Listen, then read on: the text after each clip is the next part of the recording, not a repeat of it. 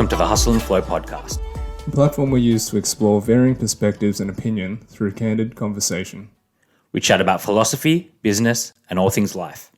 I'm Shaun the Hustle. And I'm Les the Flow. Let's go. All right, guys. Today we've got a special guest with us. His name is Nikhil Kalé. Nikhil is someone who has embraced his spiritual journey since the age of 18 and has spent the last 15 plus years kindling and igniting the flame of eternal genius that lies within. Through his platform, nikhilkale.com, he combines his spiritual, technical, and creative expertise in guiding and empowering visionary leaders to unleash their boundless potential. Nikhil is also the founder of Akasha Creative, a digital platform providing expert insight and technology to empower changemakers to attract, engage, and delight their audience through branding, design, strategy, and more. So with that, I invite and welcome Nikhil. Thanks for joining us, brother. Thank you both for having me. It's a joy and a pleasure to drop in. It's a joy and a pleasure to have you here, mate. And Les has just told us a little bit about you, but what we'd really like to hear is some of your origin story and how you've come to be where you are today. Yeah, sure. So, like any journey, it began just somewhere totally else, like living essentially like a normal existence in the sense of growing up. I was born in India, moved to Australia when I was 5, experienced the whole challenge and opportunity of having to acclimatize to a new culture and being in a young family and everything like that. And life just took its course beautifully. And there was a major swing in my life, which actually spurred on my spiritual awakening. And just to give some context, I was raised a Catholic. So there was this deep indoctrination. And back then I didn't realize that's what it was, but it was. So when I was about 18, what ended up happening was I was kind of, like when you're 17, 18, I was kind of swinging with respect to how I was living my life, like involved in some maybe not so good activities, a bit of drug use and a bit of dodgy activities. But at the same time, just still had my head on my shoulders and very much open to life, doing well in school, everything. I started to see the number 1111, like everywhere. Like I was just driving my car on a receipt. Whenever I used to look at the clock, I used to say 1111. And I literally thought I was going like batshit crazy. And this was maybe back in 2003. So I looked up on the internet then, and there was only one article back then, something to do with like spiritual awakening, DNA activation. And I was like, okay, well, whatever, right? So I essentially just kept doing what I was doing, but I was getting all I could say, I was getting activated and guided because my interest in going into my inner world just amplified 100-fold. And the first point of reference for me was the Bible, because that's what was introduced to me. And I was like, okay, well, something's going on. So I used to read it just all the time. I used to wake up at 3 a.m. and do these specific prayers. And I used to tangibly feel spirit move through me and around me. And at that point in time, I was dating this girl, and I feel it was a karmic relationship because she was going through a very hard time in her life, losing a parent. And then at that same time, I was going through this awakening. So it's almost like we were holding space for each other without knowing. And anyway, I was being so activated to the point that I ended up I was meditating all of the time. I was very much pushing away people and things that just weren't in frequency anymore. I couldn't listen to hip hop anymore.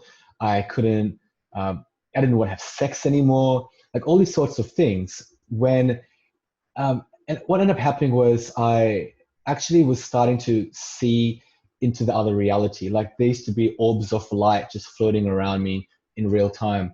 I used to wake up in the middle of the night with these massive light beams literally in my room, just shining and radiating, and sometimes they were gold, sometimes they were silver, sometimes they were pure white. And I used to have all these experiences, and this is the thing, like I never had any physical teachers, right? I just had it was just non-physical.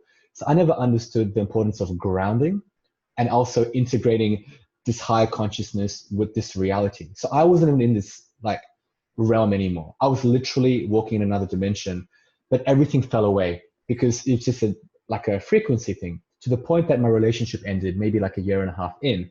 And I knew it was coming, and I knew it was also the timing for that. But because I felt this sense of, I guess, deep heartbreak and also like disappointment in spirit, I was like, you know what? I'm a spiritual being, but I'm also human. So fuck this. And then I swung to the other end of the spectrum again. So it was the way the pendulum swung. And then the next few years was a deeper dive into exploring my shadow, because stuff had come up around my childhood, around trauma, and then I needed to explore and understand that. So there was this pendulum swing. So essentially, like, I guess to come bring it full circle, I felt quite blessed because I had this profound awakening experience that was so tangible that I knew very young, I guess 18 is not that young, but relatively, that we are more. So from that place, I was already set up for when it was time to go back into spirituality again, or I guess connection again, which was in the last 5 years after after I divorced me and my ex-wife. I was essentially from 21 to 29. I used to work in Dubai in an airlines, and when I got that job, it was actually very timely because the other path that could have gone down would have been one of maybe possible imprisonment, possible dead, or a myriad of other things, just depending on the circumstances which I created for myself. But this job came up, I got it very easily, and I got pulled away. I traveled the world for about 9 years, gathering various data from just a larger perspective of life, and met millions of people, visited 70 countries, and then left that, came back to Australia because I knew it was time, started a business, and then marriage ended up ending a year after that, which was another catalyst for me to go, okay, like it's time to go deeper. Because when that happened, there was like some infidelity and some karmic stuff came up. I was, of course, upset, but deep down I knew it's time to go back inside of myself. And then the next 3 to 6 months, it was just pure inner work, reconciling my relationship wounds. And then that opened up deeper things around childhood trauma, other pieces. So that got kicked up with some tantric work, essentially. And then the path just continued to go on. And then I started to explore other modalities of self-exploration. At the same time, I needed to make some money. And then I was like, well, I used to know how to build websites when I was 12 using Notepad. And I was like, okay, well, I don't know, I can do that. And then the guidance just came. I need to be working with spiritual businesses, conscious entrepreneurs. And it just kind of snowballed from there. And obviously a lot happened in the past 5 years since then, but that's just I guess a gist of what has influenced me and why my conviction towards showing up in this way is so strong, because I can't see life in any other way. And I've had a myriad of other experiences to actually amplify that. And to the point that right now, like I feel fully present with life. I can see beyond the veil. My gifts and my ability to actually like see like true multiple realities. I'm like hyper clairvoyant, like I'm hyper psychic, and yeah. So I don't know, we can go any direction with this, but that's just a bit of it. Yeah, thank you, bro. And I mean, I can totally feel your conviction through your words, and I always have, you know. And this is something, there's, like you said, there's so many threads that we can follow with this. But I want to go back to this first, the awareness of the synchronicities of that 11:11. Now you're saying, like, you know, 18 really isn't that young, but as you've also mentioned, relatively speaking, it is very young to have that sort of experience that sort of kicks something off to lead to the journey that you've had. Like for me personally, it took a very life-altering catalytic moment, such as cancer in 2013, and I was like 28 at the time, you know, before I started like going on my own journey myself. But I want to, unpack that a little bit more for yourself.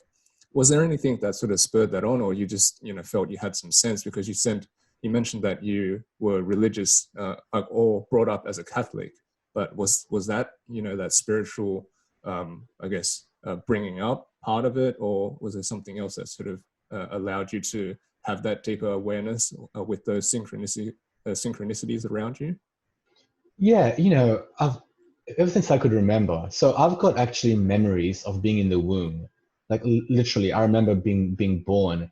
And then there's also a phase of my childhood which I've totally blacked out because of trauma, and it just shows how strong the mind can be. But I remember when I was a few years old, I used to contemplate life. I used to be like, if I am here, what happens when I die, and where did I come from, and when I die, do I just cease to exist? And I couldn't even fathom that thought. So I used to have these introspections when I was like very young, and then that paired with this religious influence and upbringing, like I was told that there was a God, and there was angels, and there was like beings that were guardian angels, and so I've always had this in the back of my mind, but like I never understood that was actually, and this is my opinion and my belief, that paradigm is actually like an upside down paradigm of what truth is, that was designed to control people. And my mom didn't know better. She was just following what she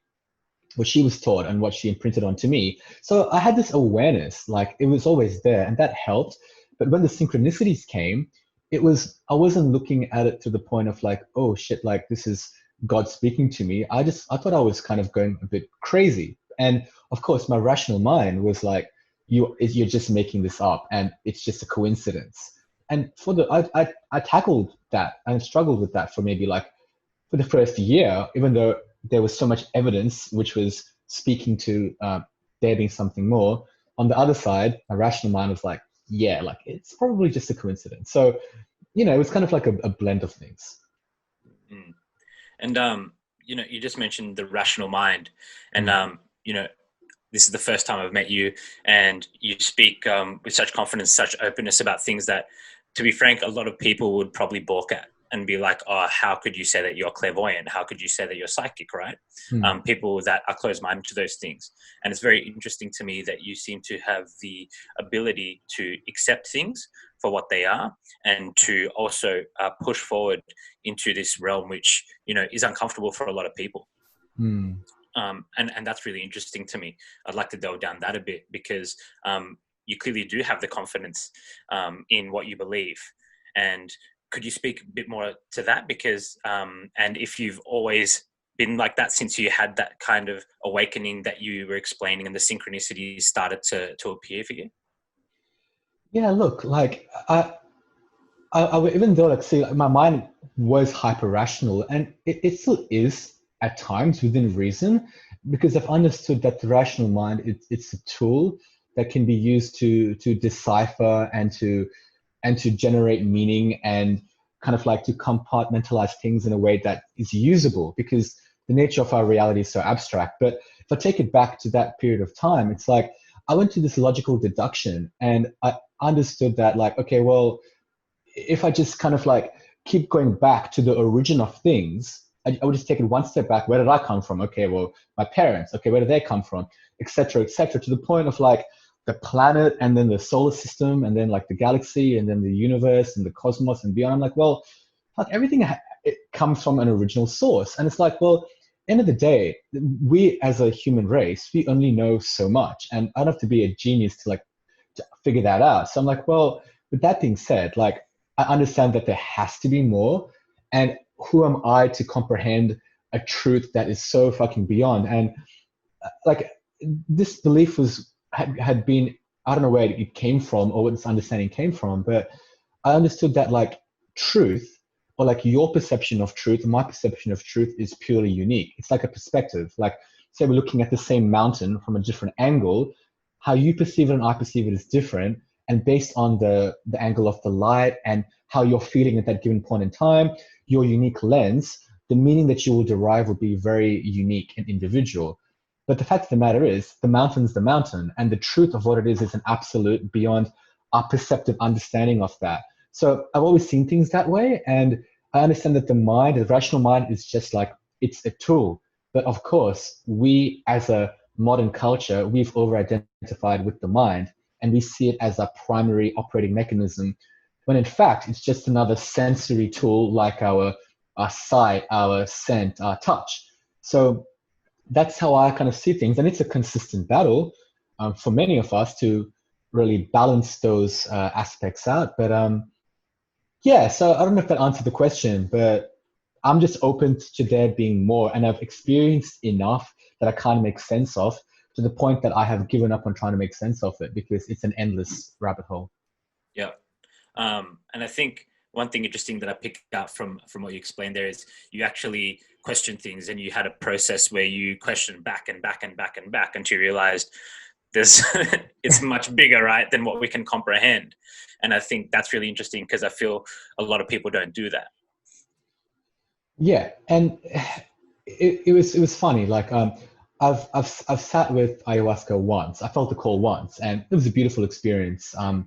And I remember I got like, I just wanted to know more about, the whole construct of our reality. So I made the request whilst in the state, and I got like all these dimensions got peeled back, to the point that it was just so overwhelming that I surrendered. I go, okay, I get it. Like I will never, I can't comprehend the infinite fractal, omnipresence of life through a construct which is essentially limited. And I'm not saying the mind is limited. I'm just saying the way that we are able to interface with the mind is limited. And there comes a point in time where it's like, well, it's like me trying to, count to like infinity, or kind of like zoom into like an atom. It's like, it's never ending back and forth. And at some point in time, you just have to surrender that. And I've also been challenged with this. This is actually one of my biggest challenges, is where I try to reconcile infinity inside of myself. And I'm like, on one side, it's endless joy and exuberance in the knowingness that we are, in essence, immortal, at least from perspective of our consciousness. But then with that comes like, fuck, like I will never actually fully understand. Like, and I say the word understand or understand infinity, because it's beyond, but I can just become it. And it's one of those things where it's like, it's a funny dichotomy, but it's also a beautiful awareness to have. Totally, man. It's one of those things, like I said, and you know what, to hear you explain it in that way, it's really refreshing, because a lot of the time, as you know, in the modern world, we are so stuck on these concepts of the mind, that we derive for ourselves, because, it has been helpful in some way in the, industrial world, in this productive sense. It has been so helpful to get us to this point. And, don't get me wrong, the stuff that we have produced as humans through the intellect, it's amazing, it's astounding, this technology. But it is only just, as you mentioned, one part of the whole of who we are, a one tool of many, and like you said, it's this beautiful paradox, this dance between intellect and, the visceral world that we have to sense for ourselves. And one of the words that you used is experience, and that is key in my mind, the experience, the personal, subjective experience of whatever you see, whatever you feel, whatever you hear, whatever you touch, that in itself is more profound and revelatory than anything that you simply see and intellectualize, And this is something that, like Shaun mentioned, there's a lot of people, they just don't think about that outside of what they, subjectively see, but label as an objective truth.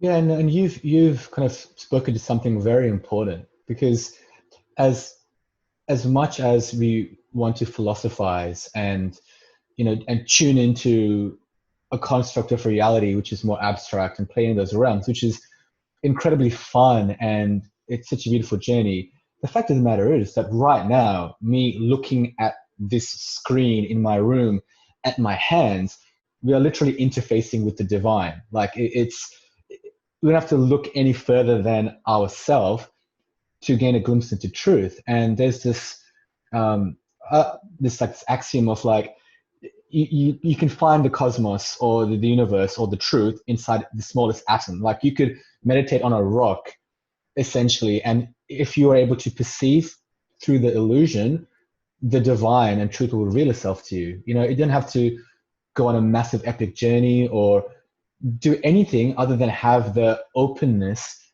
to perceive through this dense construct and overlay of reality, which has been almost like impressed onto us, and which we perpetuate as humans because we've all agreed to see the world in a certain way. Therefore, we're keeping this illusion alive.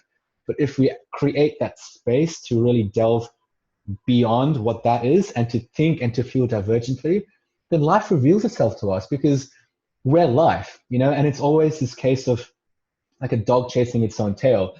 We're trying to find something that we are innately, and that is the deepest challenge there, because we're looking in the wrong place. We're just kind of chasing something outside of ourselves, and it's an endless seeking. And as long as we're seeking it, we're never going to find it. Totally. Right. Totally. So, but if we can become it, then it's different. Then we can actually start to play and stream that energy through us and become a conduit of it. And then the whole game changes because it's a paradigm shift. And then you start to step from that pure state of like, okay, I'm a victim in this world and it's against me, to understanding that it is you and it's working through you, and how you can actually move from that place. So that's a switch that takes place. Totally. And it's just like that classic question, and the fact that it is a question that's asked in this certain way that the Western world so clings onto, you know, what is the meaning of life?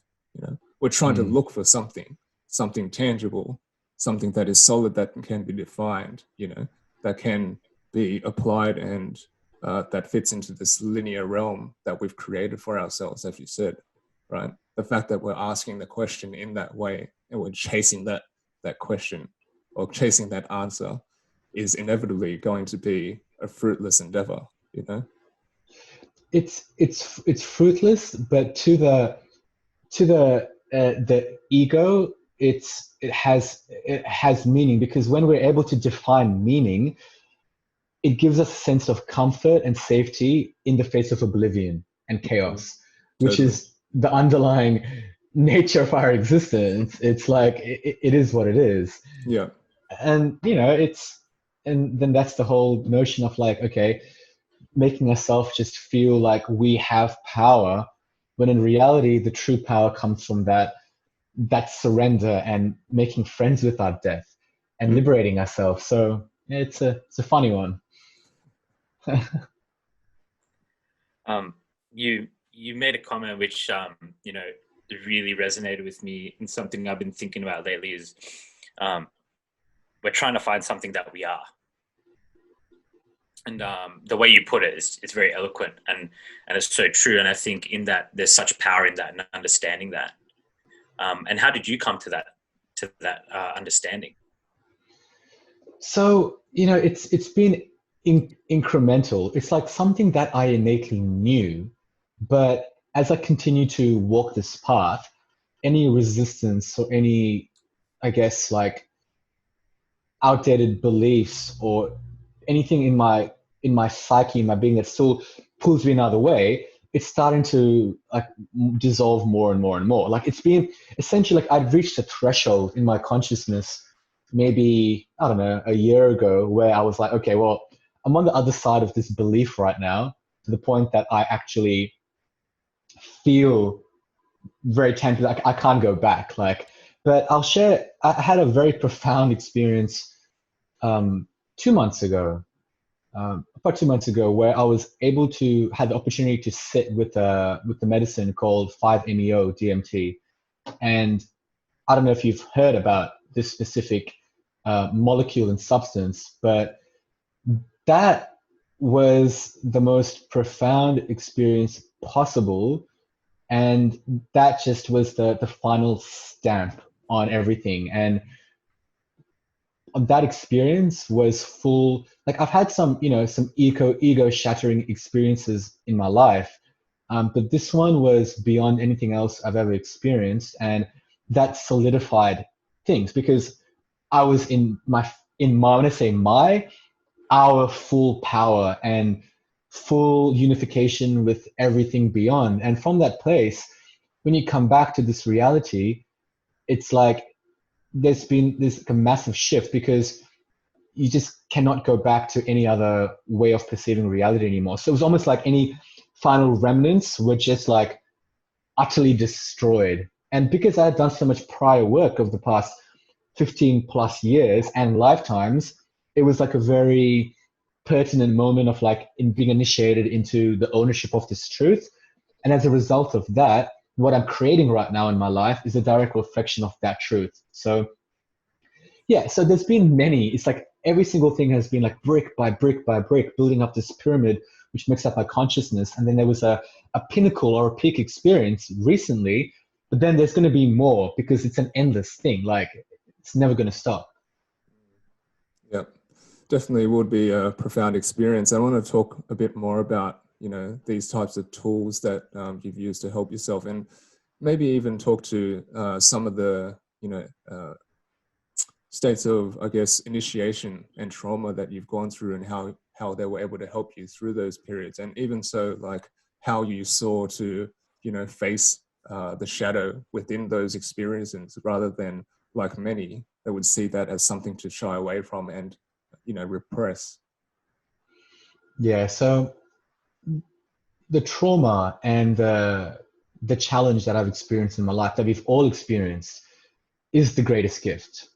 It's the ultimate gift because inside of that lies the greatest wisdom that we are able to cultivate when we are able to recapitulate those aspects of our soul that essentially have been fragmented through that trauma. And it's like, so when I was, in my formative years, like you never really understand the effect of your parents or society and how it influences you until later on in life. And some people don't even realize that because they feel that the way that they are actually operating is just normal and healthy. And for me, so when I was younger, like, I feel very blessed because I've had everything that I've needed, I've been taken care of. And, it's like I never experienced like, poverty or, or like physical abuse, like violence, but there was, like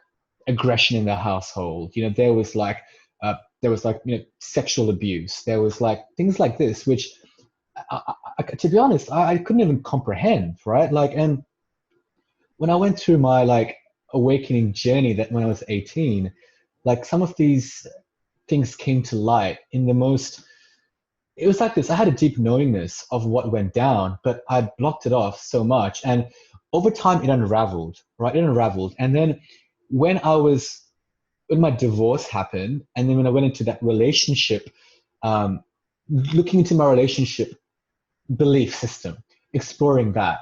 And I started to make sense of that. I'm like, okay, cool. I forgive everyone because I don't need to have any, fear around relationships anymore. But then some deeper stuff came up when I went through like this a tantra workshop, because when sexual energy started to get moved actively, it opened up this thing around my sexuality and how my patterns have been playing out during my life and where I was seeking to overpower others and where I would give my power away, more importantly, and where I would give it away unwillingly. And I remember when I was working in Dubai, and I was essentially like, it was a very fun time. It was a lot of, especially during the early days, a lot of like, sexual deviancy, and just imagine being in an environment where you're like one straight guy to like 100 women. And it was just kind of like, it was like this very hedonistic aspect time of my life.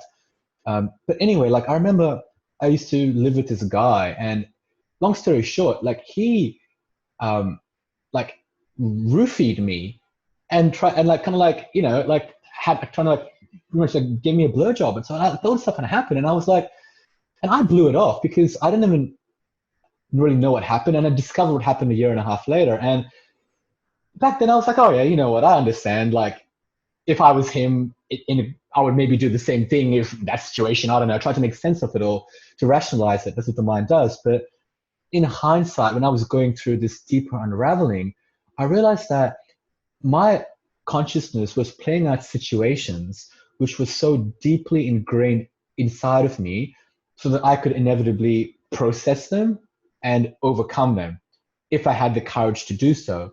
And the thing is, like, what had helped me truly go deeper was like, well, I gave myself a lot of time. For the past years, the majority, even though I've been building businesses, most of my time has been spent doing inner work. Now, this is very important. Most people don't give themselves that time. I feel very blessed that I've got resources around me to support that, but I've gone all in because for me, nothing else matters than liberating my consciousness.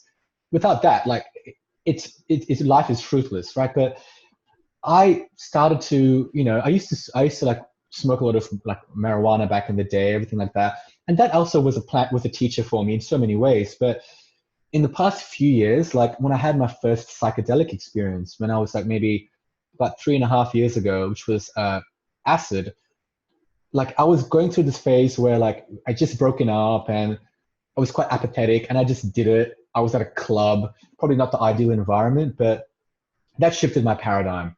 And I was like, fuck, okay. And then 2 weeks later, I wanted to understand that construct. So I got some more and I locked myself up in the room and I just went inside again because I want to try to understand and conceptualize. But the beautiful thing about these medicines or these tools is that they offer you a glimpse into your abstract world. And because I'm naturally inclined to go to these places anyway, I'm able to interface with those technologies in a very conscious way so that I can heal myself and integrate. For me, it was not recreational, right? It's like, how can I interface with an aspect of myself which I'm consciously blocking?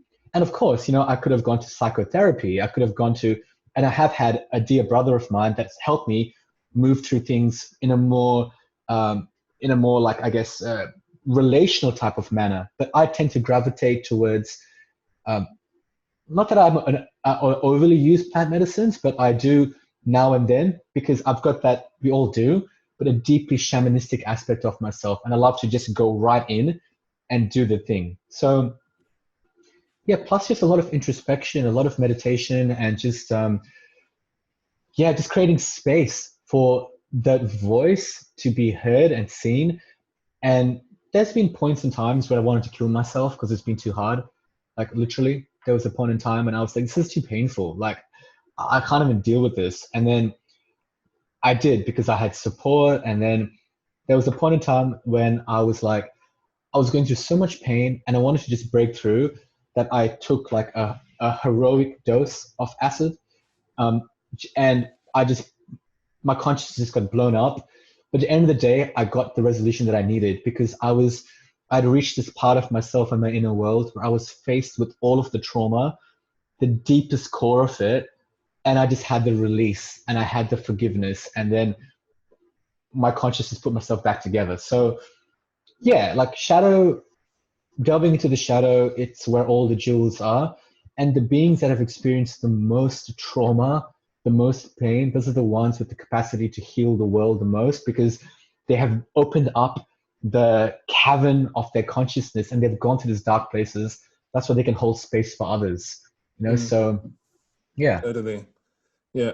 And I deeply resonate with everything you said, man. Like, the fact about you're talking about, creating space for yourself for all this inner work to happen. And, that in itself has been something that has manifested for myself out into what I do now. So my business is called Finding Space, and that's all it's about, right? Just creating that foundation for whatever needs to come through. And, you've talked about a lot of, different experiences and assistance of tools, the support of, a tribe or a support network that has, assisted you throughout this whole process. And one of the things that really stuck to me is that word courage that you use, the courage to face these things. Now, the story that I always used to say and always used to tell, like I said, once you sort of face this way and you go down the rabbit hole, there's no turning back, and you're all in, fully in. And that's, that's no different for you and I, but we get there, in different ways. I always tell the story that if I didn't get cancer, I wouldn't have been courageous enough to face the things that I am facing and have faced, and gone just basically sprinted towards now. Whatever scares me, fear is the compass. I'm going straight towards it, and I'm breaking through those barriers. But I want to ask you about courage, man. So, like I said, it took cancer, to give me the courage to do it. How did you face these things, without such, experiences yourself? Yeah, so it's interesting because there's like I've never experienced like cancer myself. I've had people in my family, and that's been something that's been there, and I experienced, but death. The answer is death. It's facing death, and I've had near-death experiences myself, where like I've literally almost fucking died, like numerous times, and through a sliver or a split second, whether it's being hit by a motorbike or whether it's being like in a gang fight and like being knocked out, or various ways. Also having a childhood friend at a young age who died in a car crash, which really affected me, and all these pieces where death has been something which I've never shied away from, the concept and the notion, the truth of it, to the point that I actively embrace it and bring it into my day. So for example, like this tattoo here, this is, it's a skull with the third eye and a mandala. And it's like, it's a continuous reminder of my mortality, at least in this incarnation.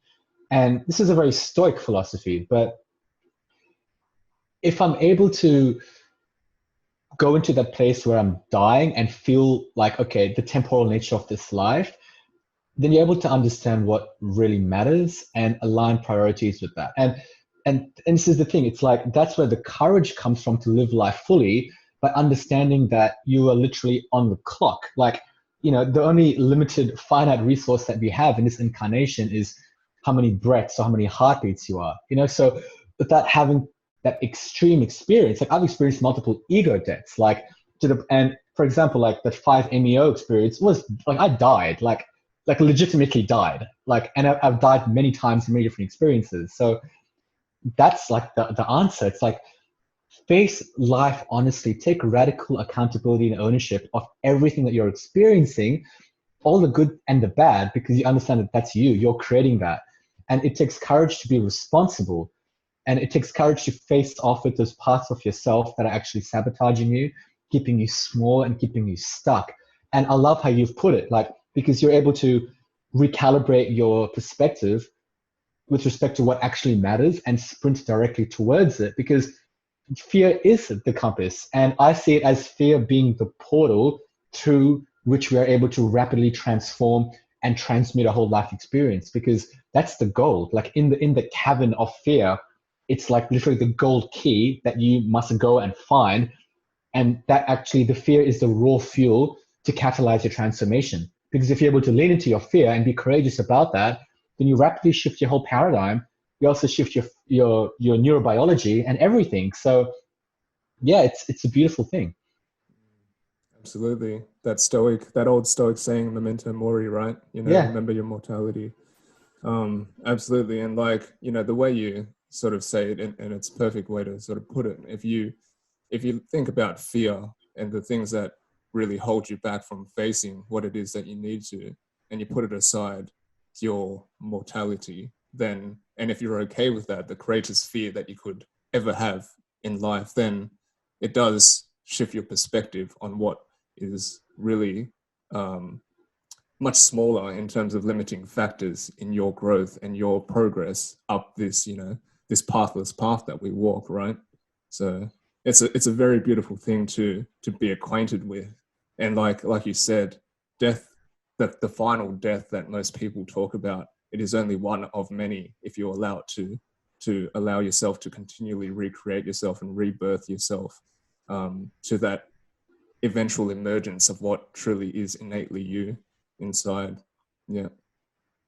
Yeah, and death is also it's a celebration, and we need to understand that when that moment does come, it's not a sad thing, it's a joyful thing. But what what actually spurs me on, and this is my belief, when we do pass on from this lifetime, like, what do you take with you, right? Like, obviously you can't take your stuff, you can't take your money.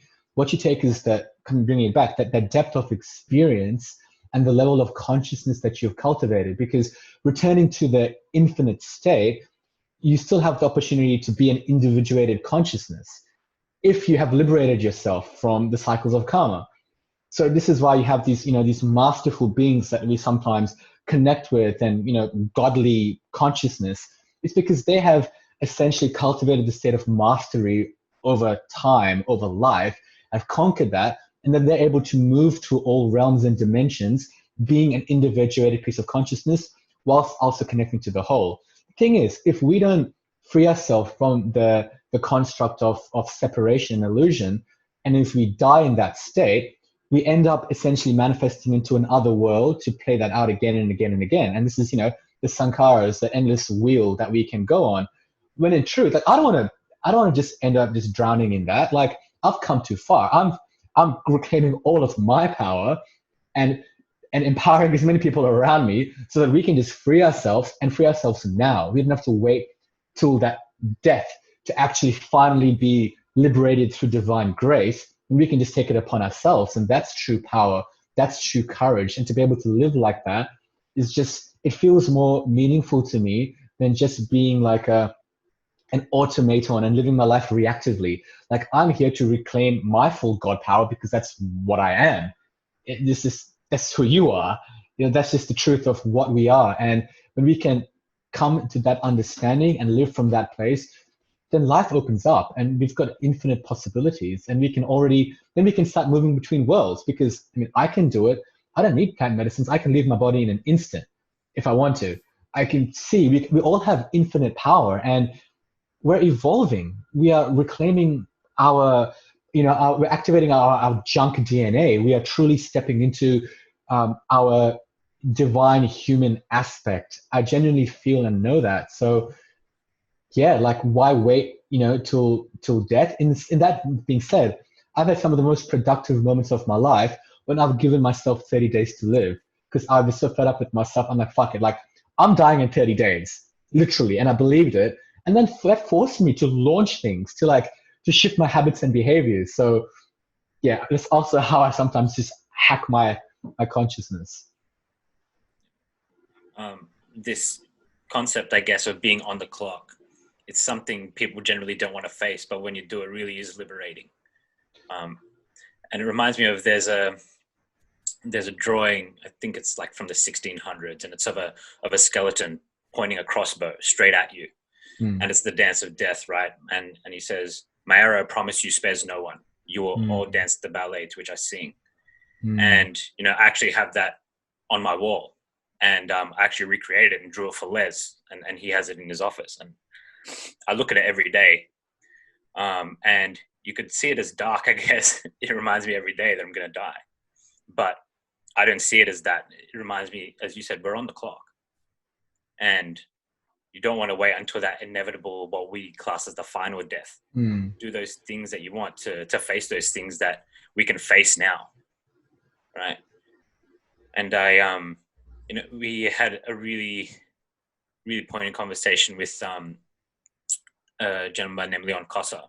It's a podcast episode that we dropped this week, and I listened back to it, and he talks about how we're afraid of things, but when we turn to face them, that's when we have growth. It's when we have these experiences that really, they do things for us. Otherwise, they're forced underground, and that's where we're all going. So why don't we face them now? Yeah, precisely. Well put. And it's almost that sense of like there being this like lingering elephant in the room, and you don't know where it is, yet you know that it's there, and it's always like stalking you. It's like being stalked by like a panther in the jungle if you're trapped there. And when you can start to like illuminate that and start to be open and start to invite that in, you can start to create a relationship with that fear and befriend it.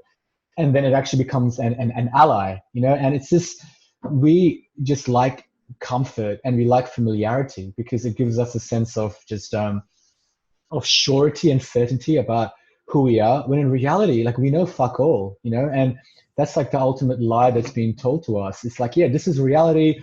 These are the systems and structures in place to, you know, to make us feel safe. This is like, trust the government. It's just like, we don't know anything. We are literally on this rock, like hurtling through space. You know, there's like we have got a heartbeat. Even that's, we're not creating that. That's just an automatic function. Like, there's so many unknowns here, and if we just tune into that, then we should understand that, wait a second, like, nothing is really a sure thing. Like, your body could just seize right now. It's through grace that we exist. It's through grace that our planet exists in perfect, you know, proximity to the sun to give life. And it's by grace that you're born. And it's kind of like, there's so many overwhelming factors that at least allow me to kind of surrender a little bit and be like, hey, like, even if anything is coming towards me in life, it's probably for my highest good, because life is innately good. Even though on one side there's like chaos and death and destruction, but then that must also be good because it's part of life. So how can I not gravitate towards just seeking gratification and seeking happiness, and also understand that the storms and the discomfort, that's also part of it, and being able to see the poetry in the poetry in the polarity, because really, like, death is life, you know, like, it's the same thing. It's not like anything different. So people are actually not fearing death, they're fearing life. They're fearing living their life. And that's the fundamental truth. Totally. I mean, so many profound threads there, man. And I think really it just surrounds this, you know, notion of this inhibition of who we really are as beings, right? Through these systems, these human man-made creations in society, civilization. We feel when we're inside them that they are so, you know, revelatory, they're so profound, they're so powerful, they're so next level, you know. This is what life is about. But if we, like you said, simply give ourselves a little bit of space to look from a higher lens, we can see that it is actually such a inhibition for who we truly are, each as powerful beings, right? This inhibition of perspective, this inability to see or even open ourselves up to perceive things such as death as these beautiful revelatory, you know, reincarnations of life, you know, these fuels towards remembrance of who we truly are. And it's really, perhaps it's by design, who knows, right? For this false delusion of what connection truly is to what is, you know. We're so connected as people, you know. You're in Perth right now and we're in Sydney, but we're talking in real time, you know, in real linear time.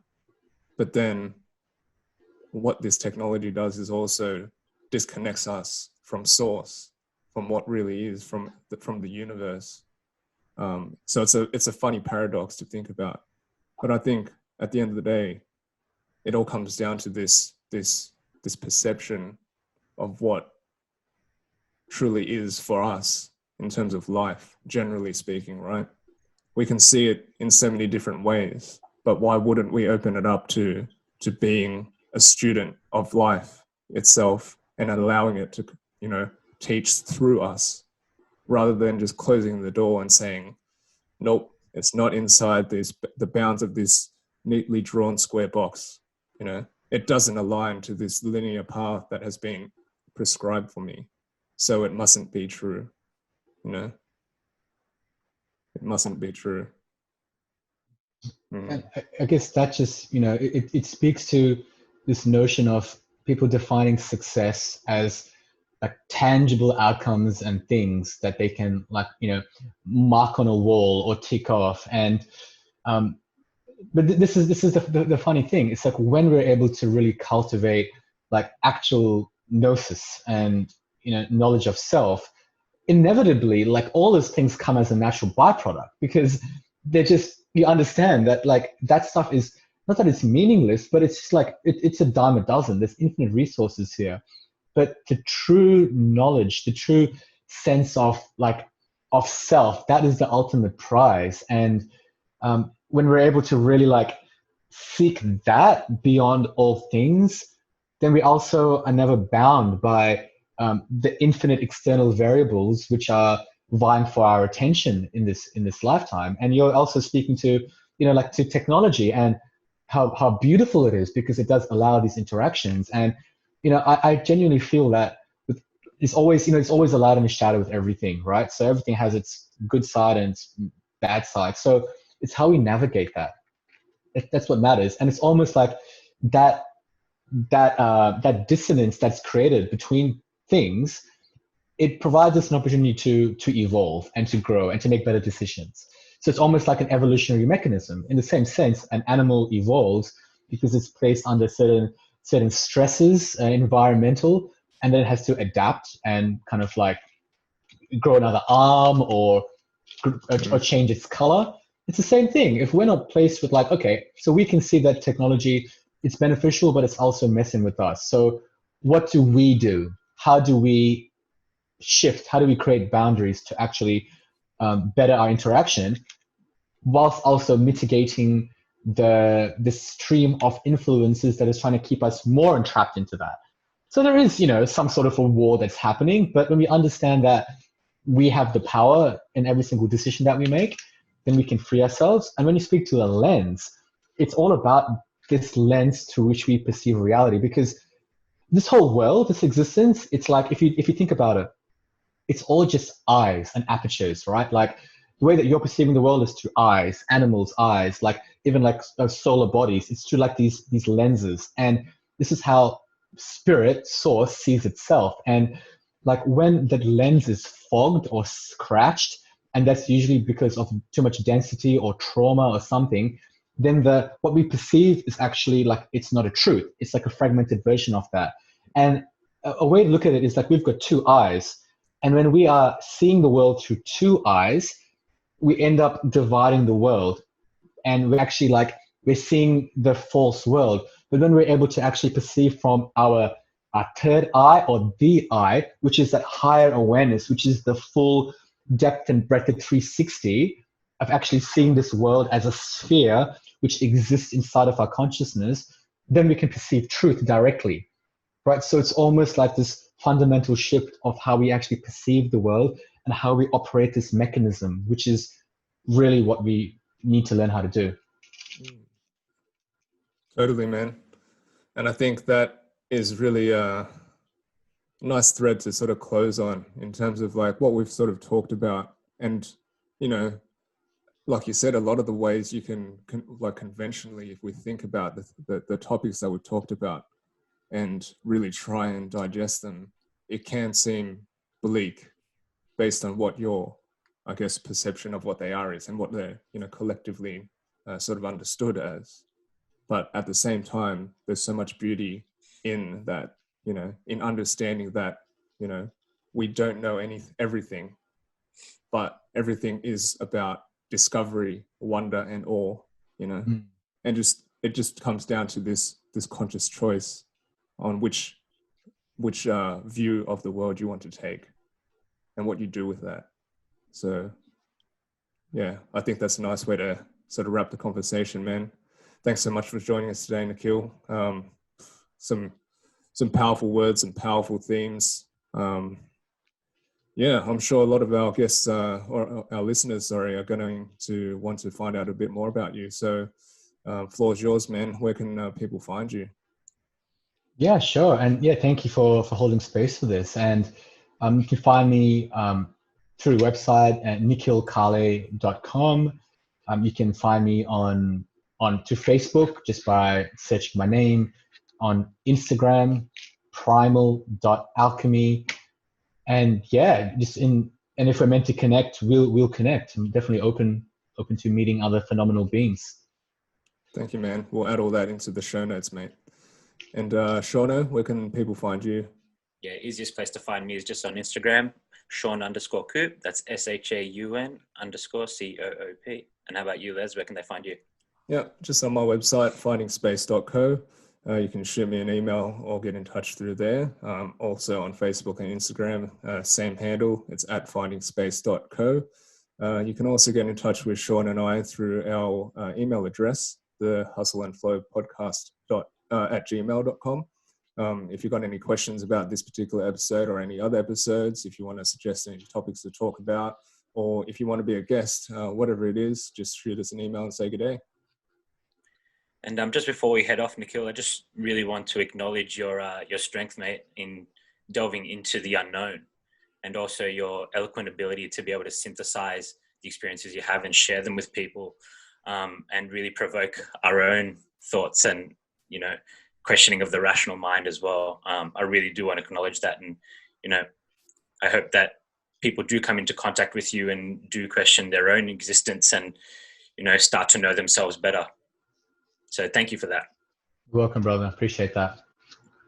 And as always, guys, just a humble request, the fee for listening today. If you found something of value today, which I'm absolutely certain you did, please just share it with one other person. It's how we grow the podcast. We hold these conversations rather so that, you know, you can listen and provoke some thought, and hopefully when we think better, we can do better. And if you did get value out today, please just share it with one other person, a family member, a friend, someone who will find value. And until next time, guys, thanks for joining us. See you guys.